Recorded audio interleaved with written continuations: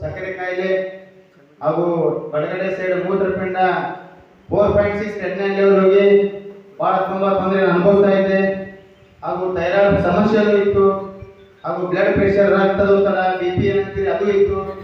ಈ ಜೀವನ ಸಾಕು, ಇನ್ನೇನು ಇಷ್ಟೆಲ್ಲ ಗಾದಿಗಳು ಬಂದ ಮೇಲೆ ಭೂಮಿ ಮೇಲೆ ಎದ್ದು ಬದುಕೋದು ಅಂತೇಳಿ ಆತ್ಮಹತ್ಯೆ ಮಾಡ್ಕೊಂಡು ಹೋಗುವಂತ ಒಂದು ವಿಚಾರ ಸಹಿತ ನಾವು ಮಾಡಿದ್ವಿ. ಒಂದು ಚಿಕಿತ್ಸಾ ಪದ್ಧತಿಗಳು ಏನಿದೆ ಇವತ್ತಿನ ಒಂದು ವೈಜ್ಞಾನಿಕವಾಗಿ ಹೋಮಿಯೋಪತಿ ಇರ್ಬೋದು, ಆಯುರ್ವೇದ ಇರ್ಬೋದು, ಯುನಾನಿ ಇರ್ಬೋದು, ಸಿದ್ಧ ಪದ್ಧತಿಗಳಿರ್ಬೋದು, ಪಾರಂಪರಿಕ ವೈದ್ಯ ಪದ್ಧತಿ ಇರ್ಬೋದು, ಯಾವುದೇ ಚಿಕಿತ್ಸಾ ಪದ್ಧತಿಯಲ್ಲೂ ನಾನು ಬಿಡದೆ ಪ್ರತಿಯೊಂದನ್ನು ಪ್ರಯೋಗ ಮಾಡಿ ನೋಡಿದೆ. ಯಾವುದೇ ರೀತಿಯಾದಂತಹ ಪ್ರಯೋಜನ ಸಿಗ್ತಾ ಇರಲಿಲ್ಲ.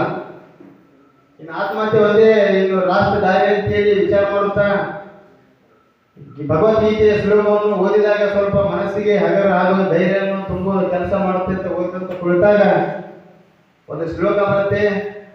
ಪತ್ರಂ ಪುಷ್ಪಂ ಫಲಂ ದ್ವಯಂ ಯೋಮ್ಯ ಭಕ್ತಿ ಪ್ರಯಚ್ಯತಿ ತದಂ ಭಕ್ತ್ಯ ಉಪರಿತಂ ಅಸ್ನಾಮಿ ಪ್ರಯತಾತ್ಮನಃ. ಅಂದ್ರೆ ಪೂಜೆ ಹೇಳಿದಂಗೆ ನಾವು ದೇವರಿಗೆ ಪತ್ರಿ, ಹೂ, ಹಣ್ಣು, ಎಲೆ ಮಾತ್ರ ಒಯ್ತೇವೆ.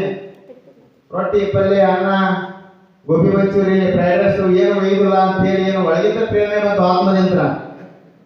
ಇನ್ನು ಲಾಸ್ಟ್ ದಾರಿಯಲ್ಲಿ ಯಾವುದೇ ಇಲ್ಲ, ಯಾವ ಚಿಕಿತ್ಸಾ ಪದ್ಧತಿಗಳಿಗೂ ಈ ದೇಹ ಏನು ಉಳಿದಿಲ್ಲ, ಆತ್ಮ ಹೊರಹೋಗುವಂತಹ ಒಂದು ಸಿಚುವೇಶನ್ ಬಂದುಬಿಟ್ಟಿದೆ.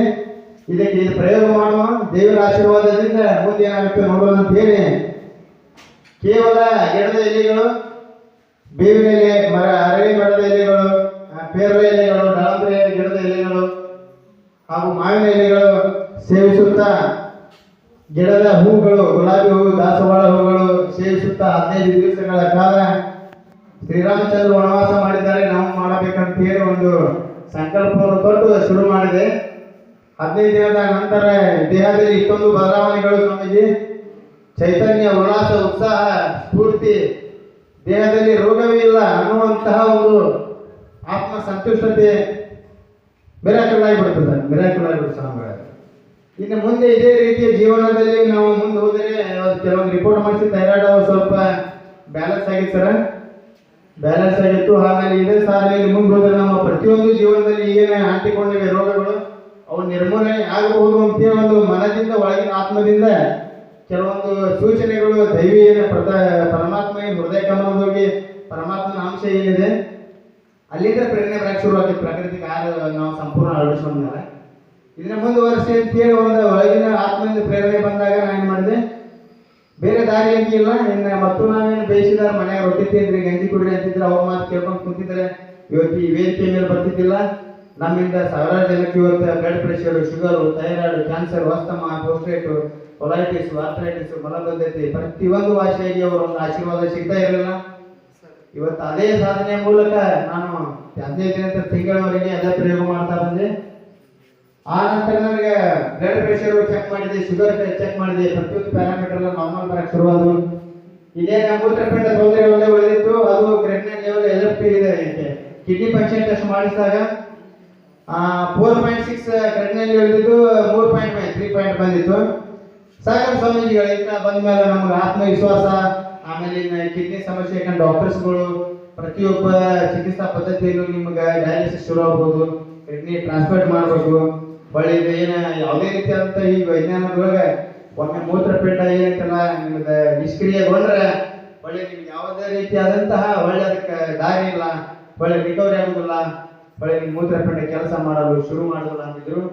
ಅದೇ ರೀತಿ 3 ತಿಂಗಳು, 6 ತಿಂಗಳು, 9 ತಿಂಗಳು ಸೇಮ್ ಅದೇ ಪ್ರಕೃತಿಯ ಒಂದು ರಹಸ್ಯದೊಂದಿಗೆ, ಪ್ರಕೃತಿ ಮಾತೆಯ ಆಶೀರ್ವಾದದೊಂದಿಗೆ ನಾನು ಅದೇ ರೀತಿ ಪ್ರಾಕೃತಿಕ ಆಹಾರ ಮಾಡಿದೆ. 9 ತಿಂಗಳು ಹೇಳ್ತೇನೆ ನಿಮಗೆ ಸ್ವಾಮಿಗಳ, ಎಲ್ಲ ನಾರ್ಮಲ್. ಕಿಡ್ನಿ ಫಂಕ್ಷನ್ ಟೆಸ್ಟ್ ಮಾಡಿದೆ, ನಾರ್ಮಲ್ ಇತ್ತು, ಕಿಡ್ನಿ ಆಕ್ಟಿವ್ ಆಗಿತ್ತು. ಆ ನಾರ್ಮಲ್ 1.2 ಇದೆ, ನಾರ್ಮಲ್ ಬಂದ್ಬಿಡ್ತು. ಆಮೇಲೆ ನಮ್ಗೆ ಧೈರ್ಯ ಬಂದ್ಬಿಡ್ತು ನಮ್ಮ ಪೂಜೆ ಸ್ವಾಮಿಗಳೇ. ಪ್ರತಿಯೊಬ್ಬರಿಗೆ ಇವತ್ತು ವೇದಿಕೆ ಮೇಲೆ ನನಗೆ ಮಾತನಾಡಿ ಕೊಟ್ಟಂತ ಪರಮ ಪೂಜೆ ಸ್ವಾಮಿಗಳಿಗೂ ನಾನು ಕೋಟಿ ಕೋಟಿ ವಂದನೆ ಹೇಳ್ಬೇಕು. ಯಾಕಂದ್ರೆ ನನ್ನ ಉದ್ದೇಶ ಏನಾಗ್ತದೆ ಅಂದ್ರೆ ಸ್ವಾಮಿಗಳಿಗೆ, ಜನ ಇವತ್ತು ಲಕ್ಷಗಟ್ಟಲೆ ಸುರಿದ್ರು ಬೇರೆ ಯಾವುದೋ ಪತಿ ಇರಲಿ ಏನೇ ಇರಲಿ ಒಂದು ಆರೋಗ್ಯ ಸಂಪೂರ್ಣವಾಗಿ ಸಿಗ್ತಾ ಇಲ್ಲ. ಸಂಪೂರ್ಣ ಆರೋಗ್ಯ ಬೇಕಂತಂದ್ರೆ ಪ್ರಕೃತಿ ಒಳಗೆ ಇದೆ, ಪ್ರಕೃತಿ ಬಿಟ್ಟು ಬೇರೆ ಯಾವುದು ಪತಿಯಲ್ಲಿಲ್ಲ. ಅದನ್ನ ನಾನು ಅರ್ಥ ಮಾಡ್ಕೊಂಡು ಯಾಕಂದ್ರೆ ಇವತ್ತು ನಾವೇನು ಮಾಡ್ತಾ ಇದ್ದೀವಿ, ದೊಡ್ಡ ಡಾಕ್ಟರ್, ದೊಡ್ಡ ಹಾಸ್ಪಿಟ್ಲು, ನಮ್ಮ ಕಡೆ ಹಣ ತುಂಬಾ ಇದೆ. ಈಗ ಉದಾಹರಣೆ ಹೇಳ್ಬೇಕಂತಂದ್ರೆ ಅಂಬಾನಿ ಅವರು ಲಾಸ್ಟ್ ಸ್ಟೇಟ್ಮೆಂಟ್ ಕೊಟ್ಟರು, ನಮ್ಮ ಆಪಲ್ ಕಂಪ್ನಿಯ ಒಂದು ಸಂಸ್ಥಾಪಕರಿದ್ರು ಸ್ಟೀವ್ ಜಾಬ್ಸ್, ಅವರು ಕ್ಯಾನ್ಸರ್ ಅಂತ ತೀರ್ಕೊಂಡ್ರು. ಅವರ ಜೀವನದಲ್ಲಿ ಆಮೇಲೆ ಅವರ ಒಂದು ವೃತ್ತಿ ಜೀವನದಲ್ಲಿ ಬಿಲಿಯನ್ ಗಟ್ಟಲೆ ರೊಕ್ಕ ಮಾಡಿದ್ರು, ಆದ್ರೂ ಅವ್ರು ಉಳಿಸಕ್ಕಾಗಲಿಲ್ಲ. ಅವ್ರು ಎದರಿಂದ ಬೆನ್ನತ್ತಿದ್ರು ಅಂದ್ರೆ ಒಂದು ಇದೇ ಮೆಡಿಸಿನ್ ಅಲೋಪತಿ ಆಗ್ಬೋದು, ಔಷಧಿ ಥೆರಪಿಯಿಂದ ಬೆನ್ನತ್ತಿದ ಇವತ್ತು ಅವರ ಜೀವ ಉಳಿದಿಲ್ಲ. ಅದೇ ಪ್ರಕೃತಿ ಮಾತೆಯ ಆಶೀರ್ವಾದದೊಂದಿಗೆ ಪ್ರಕೃತಿ ನಂಬಿದ್ರು ಇವತ್ತು ಸೇವೆ ಹಾಕಿದ್ರು, ಇವತ್ತು ಭೂಮಿಯಲ್ಲಿ ಇರ್ತಿದ್ರು ಅಂತ ಇವತ್ತು ಮುಖಾಂತರ ಹೇಳಕ್ ಇಷ್ಟಪಡ್ತೀನಿ. ಇನ್ನೊಂದು ಮಿರಾಕಲ್ ಫುಡ್ ಸಂಸ್ಥಾಪಕರು ಪರಮಪೂಜ್ಯ ಸ್ವಾಮಿಗಳು ಹೇಳಿದ್ರು, ಮಿರಾಕಲ್ ಫುಡ್ ಹೆಸರಿಡ ಕಾರಣ ಏನಂತಂದ್ರೆ ಇವತ್ತಿನ ದಿನ ಯಾವುದು ವಿಜ್ಞಾನಿಕ ಅಸಾಧ್ಯವಾಗಿದೆ ರೋಗಗಳು ಪ್ರತಿಯೊಂದು ಇರ್ಬೋದು. ನಾ ರೋಗ ಅನ್ನೋದಿಲ್ಲ ಸ್ವಾಮೀಜಿ, ಟಾಕ್ಸಿಮಿಯಾ ಅಂತ ಯಾಕೆ ಹೆಸರಿಟ್ಟಾರೆ ಅಂದ್ರೆ ಬಾಡಿ ಒಳಗೆ ನಾವು ತಿನ್ನತಕ್ಕಂತಹ ಆಹಾರದಿಂದ ಬರ್ತಕ್ಕಂತಹ ಕೆಮಿಕಲ್ಗಳು, ಪೆಸ್ಟಿಸೈಡ್ಗಳು ಹಾಗೂ ನಾವು ಬೇಯಿಸಿ ತಿಂತಕ್ಕಂಥ ಆಹಾರದಲ್ಲಿ ಯಾವುದೇ ರೀತಿಯ ಪೋಷಕಾಂಶ ಇರುವುದಿಲ್ಲ. ಸಾಮಾನ್ಯ ಒಂದು ಚಿಕ್ಕ ಮಗುವಿಗೆ ಗೊತ್ತು. ಅದರಲ್ಲಿ ಇರ್ತಕ್ಕಂಥ ಪೋಷಕಾಂಶಗಳನ್ನು ತೆಗೆದುಹಾಕಿ ಅಸಿಡಿಕ್ ಮಾಡಿ ಆ ಆಹಾರವನ್ನು ಸೇವಿಸಿದಾಗ ನಮ್ಮ ದೊಡ್ಡ ಕರಳು, ಸಣ್ಣ ಕರಳಿನಲ್ಲಿ ಗುಡ್ ಬ್ಯಾಕ್ಟೀರಿಯಾ, ಬ್ಯಾಡ್ ಬ್ಯಾಕ್ಟೀರಿಯಾಗಳು ಇರ್ತವೆ. ಅವನ್ನು ಜೀರ್ಣ ಮಾಡುವಂತಹ ಕೆಪಾಸಿಟಿ ದೇವರು ಕೊಟ್ಟಿಲ್ಲ, ಡಿಸೈನ್ ಮಾಡಿಲ್ಲ. ಅದು ಅದೇ ದೊಡ್ಡ ಕರಳಿನಲ್ಲಿ ಉಳ್ಕೊಂಡು ಮಲ ಸಂಗ್ರಹಣೆಯಾಗಿ ಆಯುರ್ವೇದದ ಪ್ರಕಾರ ಮಲ ಸಂಗ್ರಹಣೆ ಹೊಟ್ಟೆಯ ಅಶುದ್ಧಿಯೇ ಸರ್ವರೋಗಕ್ಕೂ ಕಾರಣ ಅಂತ ಏನು ಹೇಳ್ತೈತಿ.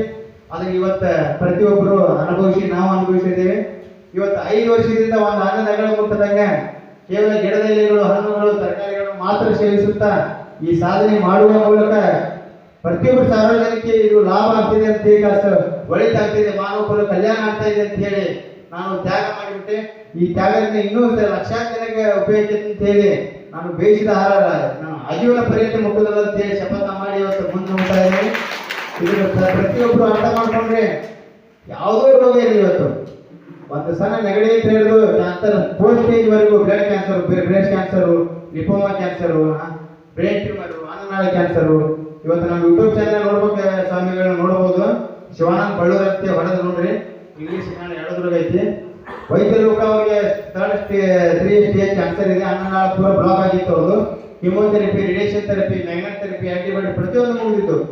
ಕೇವಲ ಆಹಾರ ಪದ್ಧತಿ ಅಳವಡಿಸಿದ ಅವ್ರದ ಕ್ಯಾನ್ಸರ್ 3 ಸ್ಟೇಜ್ ವಾಸಿ ಆಗುವುದರ ಮುಖಾಂತರ ಅವ್ರ ಅನ್ನನಾಳ ಓಪನ್ ಆಗತ್ತಿದ್ರೆ ಅದು ಓಪನ್ ಆಗಿದೆ. ಇವತ್ತು ಅದು ಮಿರಾಕಲ್, ಅದಕ್ಕೆ ಮಿರಾಕಲ್ ಫುಡ್ ಸಂಸ್ಥೆ ಅಂತ ಮಾಡಬಹುದು. ಇಷ್ಟೆಲ್ಲ ತಿಳಿದ ಮೇಲೆ ಬೇಯಿಸಿದ ಆಹಾರಕ್ಕೂ ಪ್ರಾಕೃತಿಕ ಆಹಾರಕ್ಕೂ 2 ವ್ಯತ್ಯಾಸ ಹೇಳಕ್ಕೆ ಇಷ್ಟಪಡ್ತೀನಿ. ಕೆಲವೊಂದು ವಿಜ್ಞಾನಿಗಳು ಇರ್ಬೋದು, ಇಲ್ಲಿ ಸಹಾಯಕರು ಬಂದಾರೆ. ಇವತ್ತು ನಮ್ಮ ಮೆಡಿಕಲ್ ಸೈನ್ಸ್ ಏನೈತಿ, ಪ್ರೋಟೀನ್ ಬೇಕು, ಕಾರ್ಬೋಹೈಡ್ರೇಟ್ ಬೇಕು, ಫ್ಯಾಟ್ ಬೇಕು, ಬ್ಯಾಲೆನ್ಸ್ ಡಯಟ್ ಬೇಕು ಅಂತ ಹೇಳ್ತಾರೆ. ಈ ಪ್ರಪಂಚದಲ್ಲಿ 84 ಲಕ್ಷ ಜೀವರಾಶಿಗಳಲ್ಲಿ ಯಾವ ಪ್ರಾಣಿನೂ ಬೇಯಿಸಿ ತಿನ್ನೋದಿಲ್ಲ. ಅದು ಪ್ರಕೃತಿಯಲ್ಲಿ ಉಳಿಸ್ಮೆ ಕಂಡು ಇವತ್ತು ಮಾನವ ಒಬ್ಬನೇ ಇವತ್ತು ದಾರಿ ತಪ್ಪಿದ್ದಾನೆ ಆಹಾರದ ವಿಷಯದಲ್ಲಿ ಅಂತ ಹೇಳ್ತಾ ಇದ್ದೇನೆ. ಅದಕ್ಕೆ ನೀವು ಯಾರು ಒಪ್ತೀರಿ ಬಿಡ್ತೀರಿ ಗೊತ್ತಿಲ್ಲ. ಆದ್ರೆ ತಪ್ಪಿದ್ದು ಮಾತ್ರ ಇದು ನಿಜವಾದ ಸಂಗತಿ. ಮಾನವ ಇಂದು ದೊಡ್ಡ ವಿಜ್ಞಾನಿಯಾಗಿ ಮಂಗಳನ ಅಂಗಳಿಗೆ ಕಾಲಿಟ್ಟು ತನ್ನ ಮೂಲ ಆಹಾರವನ್ನು ಮರೆತು ಇಂದು ಸರ್ವ ರೋಗಗಳನ್ನು ತೆಗೆದುಕೊಳ್ತಾ ಇದ್ದೇನೆ. ಇವತ್ತು ಸೃಷ್ಟಿಯಲ್ಲಿ ಇಷ್ಟೊಂದು ಪ್ರಾಣಿಗಳು ನೋಡಿ ಯಾವುದೇ ಪ್ರಾಣಿಗೂ ರೋಗ ಇಲ್ಲ, ಮನುಷ್ಯರಿಗೆ ರೋಗ ಪ್ರತಿಯೊಂದು ಇಲ್ಲ. ಒಂದು ಕ್ಯಾನ್ಸರು, ಒಂದು ಬ್ಲಡ್ ಪ್ರೆಷರು, ಒಂದು ಶುಗರು, ಯಾವುದೇ ಇರಲಿ, ಒಂಟಿಗೆ, ಆನಿಗೆ, ಒಂದು ಮಂಗಗಳಿಗೆ ಯಾವುದಕ್ಕಿಲ್ಲ ಅನ್ನೋದನ್ನ ನಾವು ಅರ್ಥ ಮಾಡ್ಕೋಬೇಕು. ವಿದಿನ್ HIV ಸತಿ ಅಲ್ಕಲೈನ್ ಬಾಡಿ ಅಂದ್ರೆ ಶಾರೀರಿಕ ಒಂದು ನಮ್ಮ ರಕ್ತ ಆಗುತ್ತೆ ನಾವು ಪ್ರಾಕೃತಿಕ ಆಹಾರ ಸೇವನೆ ಇದ್ರೆ ಆ ರಕ್ತದಲ್ಲಿ ಯಾವುದೇ ವೈರಸ್ ಇರೋದಿಲ್ಲ. 5 ವರ್ಷ ಸ್ವಾಮಿಗಳೇ ಒಂದು ನೆಗಡಿ ಆಗಿಲ್ಲ, ಎಂತ ಪರ್ವತರ ಬಾಜು ಕೂತು ಒಂದು ಸಿಹಿ ಬರೋದಿಲ್ಲ. ಇಷ್ಟೊಂದು ಎನರ್ಜೆಟಿಕ್ ಬೆಳಗ್ಗೆ 20 ಕಿಲೋಮೀಟರ್ ಸೈಕಲ್ ಹೊಡಿತೀವಿ.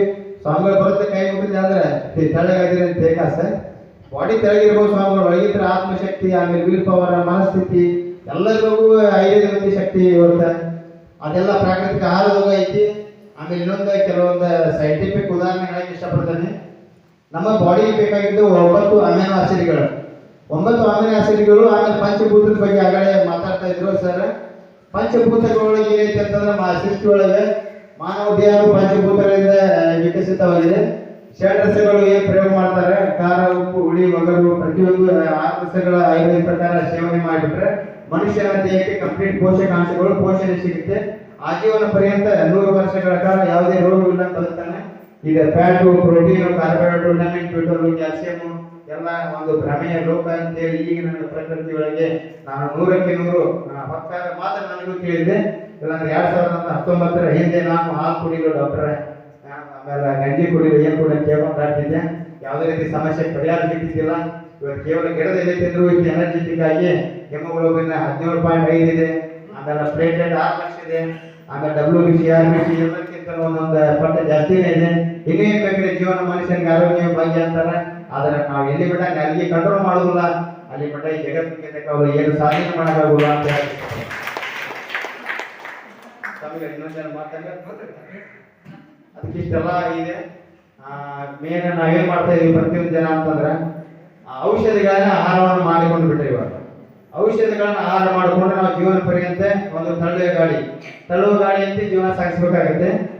ಔಷಧಿಗಳನ್ನ ಆಹಾರ ಮಾಡ್ಕೊಂಡಾಗ ನಾವೀಗ ಆಹಾರವನ್ನೇ ಔಷಧಿಯಿಂದ ಮಾಡಿಕೊಂಡ್ರೆ ನಮ್ಮ ದೇಹವು ಪೂರ ಕಾಯಕಲ್ಪವಾಗಿ ಪ್ರತಿಯೊಂದು ಹಾರ್ಟ್, ಹೃದಯ, ಕಿಡ್ನಿ, ಲಿವರ್ ಪ್ರತಿಯೊಂದು ಅಂಗಾಂಗಗಳು ಹೊಸ ಚೈತನ್ಯದಿಂದ ಹೊಸದಾಗಿ ಆಗಿಬಿಡ್ತಾವೆ. ಈಗ ಸ್ವಾಮಿಗಳ 37 ಏಜ್, DNA ಪ್ರಕಾರ 21 ಅಂದ್ರೆ ಆಂಟಿ ಏಜಿಂಗ್ ರಿವರ್ಸ್ ಬ್ಯಾಕ್ ಐತಿ. ಇಷ್ಟೆಲ್ಲ ಒಂದು ಸಾಧನೆ ಐತಿ. ಆಮೇಲೆ ಒಳಗೆ ನಮ್ಮ ದೇಹ ಚೈತನ್ಯ ಇರುತ್ತೆ. ಇದರಿಂದ ಸ್ವಾಮಿಗಳ ಪರಮ ಪೂಜ್ಯ ಬಸವಾನಂದ ಸ್ವಾಮಿಗಳ ಆಧ್ಯಾತ್ಮ ಸಾಧನೆ ಐತಿ.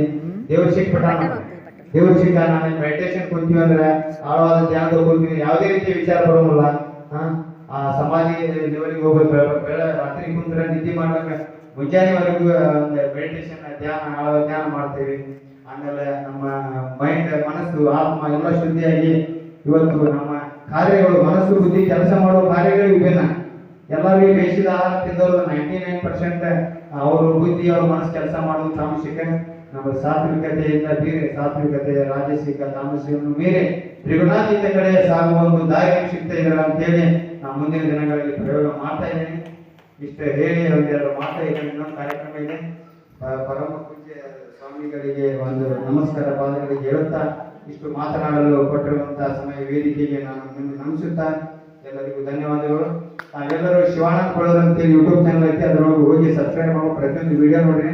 ನೀವು ಜೀವನ ಪರ್ಯಂತ ನಮ್ಮ ಏನು ಬಸವಾನಂದ ಸ್ವಾಮಿಗಳು ಪ್ರಕೃತಿ ಚಿಕಿತ್ಸೆ ಏನ್ ಮಾಡ್ತಾ ಇದ್ದಾರೆ, ಆ ಪ್ರಕೃತಿ ಒಳಗೆ ಇರೋದು ಪ್ರತಿಯೊಂದು ರಹಸ್ಯ. ಆ ರಹಸ್ಯ ನನಗೆ ತಿಳಿದು ಬಿಟ್ಟಿದೆ. ಪ್ರತಿಯೊಬ್ಬರಿಗೂ ತಿಳಿದರೆ ಮಾನವ ಕುಲ ಕಲ್ಯಾಣ. ಇಷ್ಟು ಮಾತ್ರ ಇಷ್ಟಪಟ್ಟು ಧನ್ಯವಾದಗಳು.